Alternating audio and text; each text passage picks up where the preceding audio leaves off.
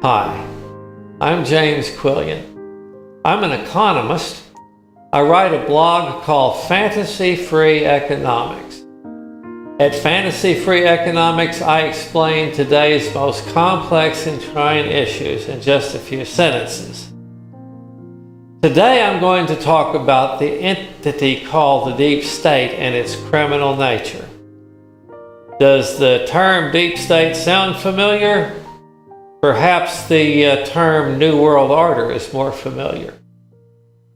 Normally, the deep state is spoken of as if it is a misguided political ideology. It is nothing of the kind. What the deep state is the largest and most successful crime syndicate the world has ever known. When crime grows and is unopposed, government becomes a tool for committing crimes. Even those who deny that the deep state even exists can notice that deep state initiatives, without exception, further enrich the world's wealthiest citizens while impoverishing everyone else. The traditional mob also impoverishes all at the bottom of the food chain. Until the 70s and 80s, many actually doubted the existence of the mafia. Former FBI Director Herbert Hoover insisted that there actually was no mafia. But we know why now. The mob knew that Hoover was a bisexual. They knew who his male lovers were, and they blackmailed him. These kinds of things come out from 50 to 100 years after everyone who is involved has died. And we're all familiar with how governments levy taxes on the population.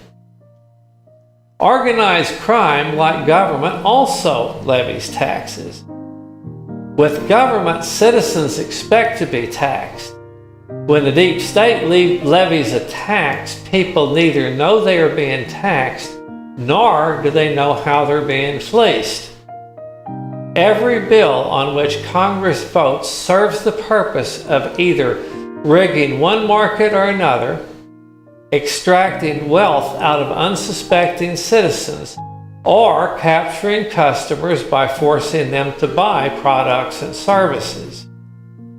Each bill that gets passed contains a collection of skimming operations. Huge bills with over 1,000 pages like the Affordable Care Act are the best examples. Obamacare is really nothing but a huge collection of skimming operations. Now, why does hardly a soul notice such a sinister thing? Well, there's a number of reasons. The most obvious reason is that it is human nature to deny a basic premise of fantasy-free economics. Human beings, like all living things, must participate in the world system of dominance and subservience. Because living under laws of dominance and subservience is highly distasteful, it is a standard human behavior to replace that system mentally with something more friendly. What fantasy-free economics requires is getting in touch with reality. It is human nature to escape reality when possible. In mainstream economics, all sorts of incentives are mentioned from time to time. But self-interest is the only universal incentive that nature provides. The imaginary incentive to serve is always assumed. Of course, there is no such thing as an incentive to serve. Government is assumed to be benevolent.